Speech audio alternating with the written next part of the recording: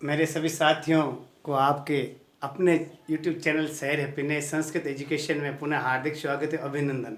आज हम पढ़ रहे हैं सेकेंडरी बोर्ड और सीनियर सेकेंडरी और सभी प्रकार के कॉम्पिटिटिव एग्जाम के अंदर बहुत ही महत्वपूर्ण टॉपिक है भारतीय इतिहास। प्राचीन भारतीय इतिहास के बारे में हम पढ़ चुके हैं। मैंने आपको प्राचीन भारतीय इतिहास के अंदर काफ़ी चीज़ें जो सेकेंडरी बोर्ड से संबंधित है उसमें मैंने आप बता चुका हूँ। शुंग सातवाहन वंश के बारे में बता चुका हूँ, गुप्त वंश के बारे में, मौर्य वंश के बारे में, हर्षवर्धन और चोर चालुक्य, राष्ट्रकूट, प्रतिहारों के गुर्जर प्रतिहारों के बारे में हम चर्चा कर चुके। तो आज हम चर्चा कर रहे हैं मध्यकालीन भारत, यानी प्राचीन और आधुनिक के बीच वाला काल जो मध्यकालीन भारत के नाम से प्रसिद्ध है।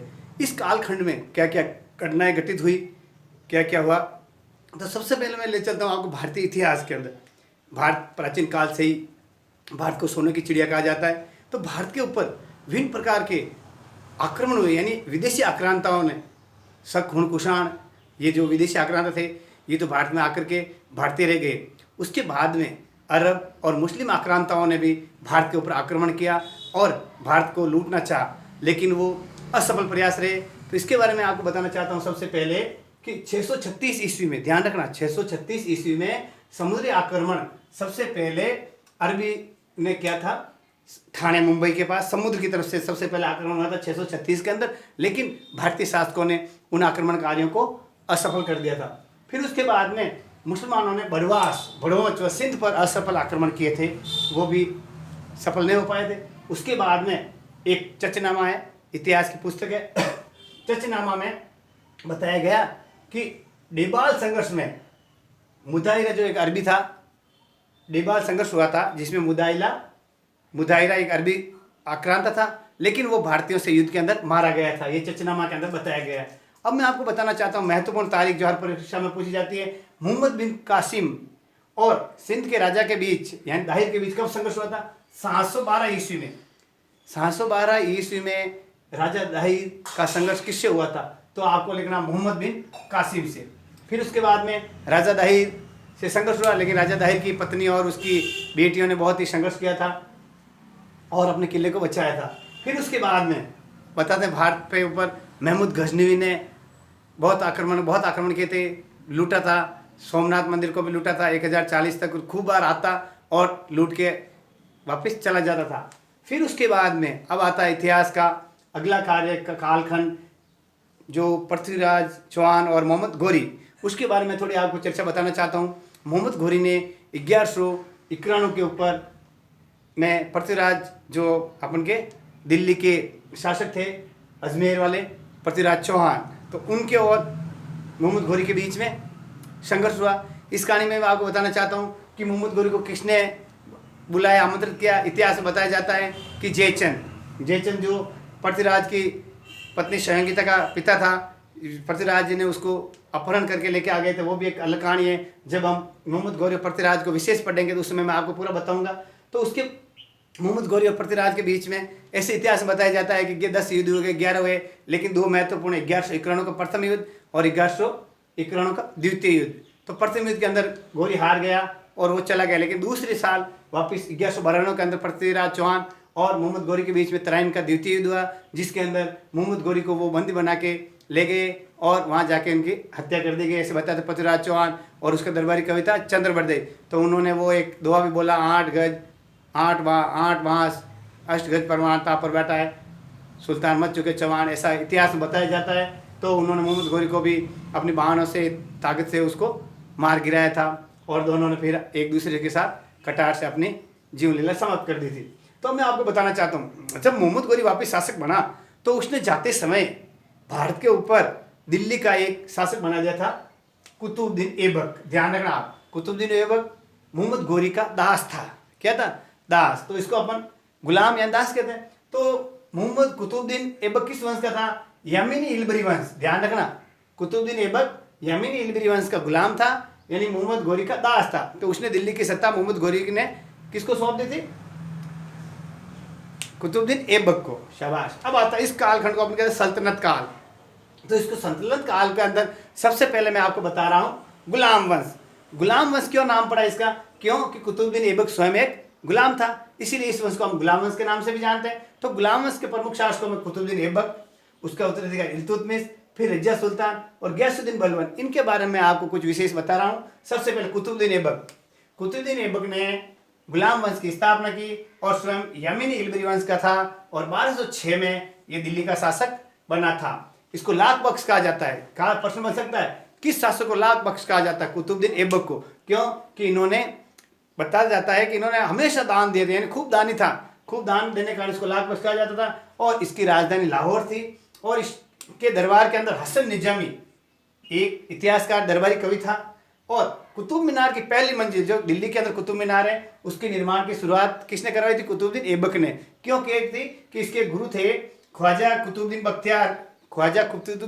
बख्तियार गुरु जी की याद में इन्होंने ये दिल्ली के अंदर कुतुब मीनार बनाई थी, पहली मंजिल बनाई।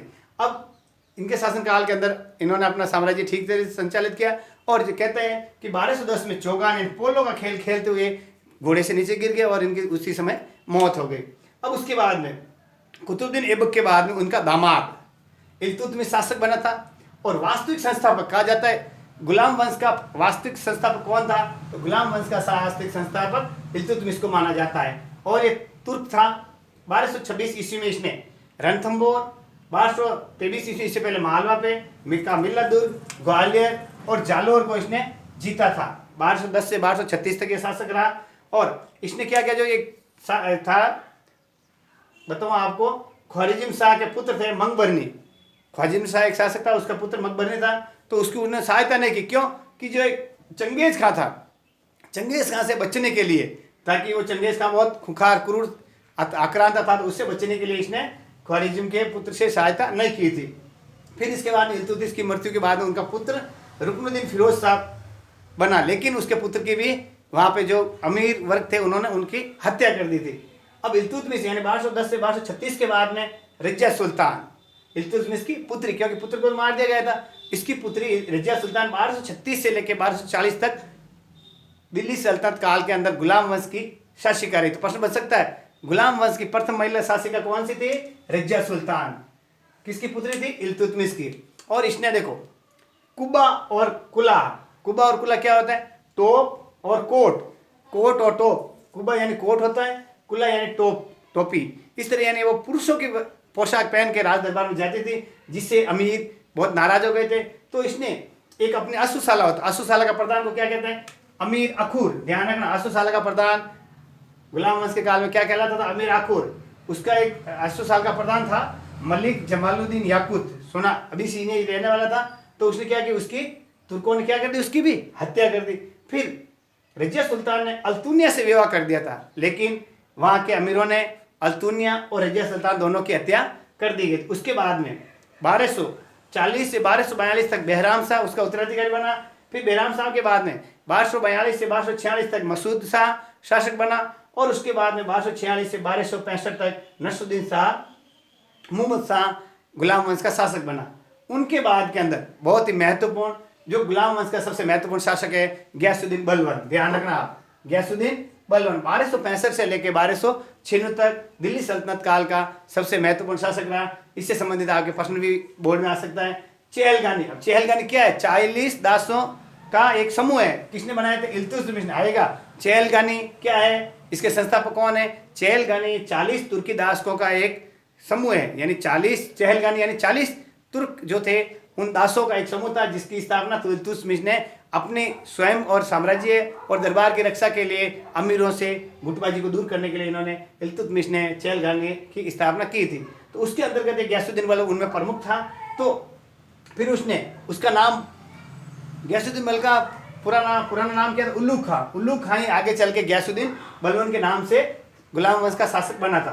फिर उसने अपनी सेना को समर्थ करके मंगोलों को हराया था। फिर उसने सेना के लिए एक दीवान आरिज, ध्यान रखना, एक सैन्य विभाग बनाया।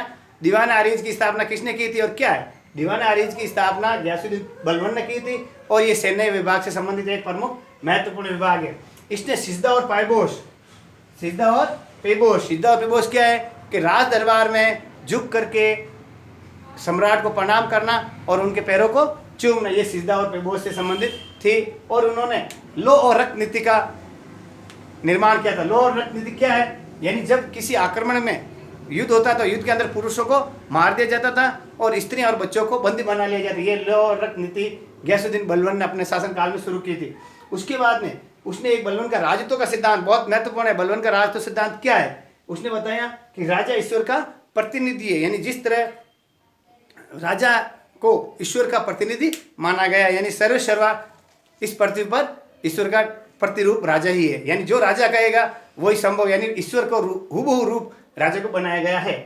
आगे समझे आपके? यानी उन्होंने बताया कि राजा का व्यक्तित्व तो आम जनता से अलग होता है, उनमें विशेष शक्ति होती है, उनमें विशेष गुण होते हैं। तो अलग व्यक्तित्व के लिए उन्होंने अपना क्या बनाया था? राजत्व का सिद्धांत कि राजा पृथ्वी पर ईश्वर का प्रतिनिधि होता है और उसमें विशेष शक्ति और विशेष गुण और अलग व्यक्तित्व होता है। उन्होंने कठोर कानून व्यवस्था बनाई और अनेक विद्रोहों को दबाया। फिर इसके बाद में 1286 इसके अंदर गयासुद्दीन बलबन की मृत्यु हो गई थी और उसकी मृत्यु के बाद अमीरों में संघर्ष हुआ था। उसके बाद में क्यूमर्स शासक बना और क्यूमर्स का वध करके जलालुद्दीन खिलजी ने एक नए वंश की स्थापना की, खिलजी वंश। उसके बारे में हम अगले टॉपिक में पढ़ेंगे। तो प्यारे बच्चों, मैंने आपको पूरा बताया कुतुबुद्दीन ऐबक, इल्तुतमिश, रजिया सुल्तान, गयासुद्दीन बलबन। इसमें महत्वपूर्ण प्रश्न बन सकता है, लाख बख्श किसे कहा गया है, गुलाम वंश का संस्थापक कौन था और इल्तुतमिश कौन था, कुबा और कुला क्या है, इसके बाद चहलगानी की स्थापना किसने की, दीवान आरिज क्या है और गयासुद्दीन बलबन का राजत्व का सिद्धांत क्या है। ये जो महत्वपूर्ण प्रश्न मैंने आपको बताए। अब मैं आपको बताना चाहता हूँ, कल मैंने बताया था 30वां प्रश्न जो नक्शे से संबंधित है, दोनों नक्शे भारत प्राकृतिक और राजनीतिक, उसके अंदर मैंने विभिन्न प्रकार के 2 मेरे वीडियो में आपको बता दिए हैं। यूट्यूब पे आप जाकर के मेरे भारत के प्राकृतिक और राजनीतिक नक्शे देख सकते हैं। 30वां प्रश्न वो उससे ज़्यादा बाहर नहीं आएगा आपके। अब 29वां प्रश्न, 29वें प्रश्न के अंदर मैंने आपको पहले महत्वपूर्ण बताया था सर्वोच्च न्यायालय, क्योंकि उच्च न्यायालय आ चुका है, सर्वोच्च न्यायालय आएगा और उसके साथ में राज्यपाल आएगा। तो सर्वोच्च न्यायालय, राज्यपाल, मुख्यमंत्री और राष्ट्रपति, ये 4 चीज़ आप याद कर लो, इससे बाहर आपके नहीं आएगा इस बार, ठीक है ना। सर्वोच्च न्यायालय, मुख्यमंत्री और राष्ट्रपति, राष्ट्रपति का बहुत ही महत्वपूर्ण। उसके बाद में आगे वाला 28वां क्वेश्चन आता है, उसके अंतर्गत मैं आपको बताना चाहता हूँ जो 1857 की क्रांति से संबंधित है। 1857 की क्रांति कारण और परिणाम, जब अपना अगला टॉपिक आएगा इस टॉपिकों के बाद में, उसमें मैं आपको स्वतंत्रता भारत के बारे में, भारत की स्वतंत्रता के बारे में भी बताऊंगा। तो सभी बच्चों मन लगाकर पढ़ो। नमस्कार, खुश रहो।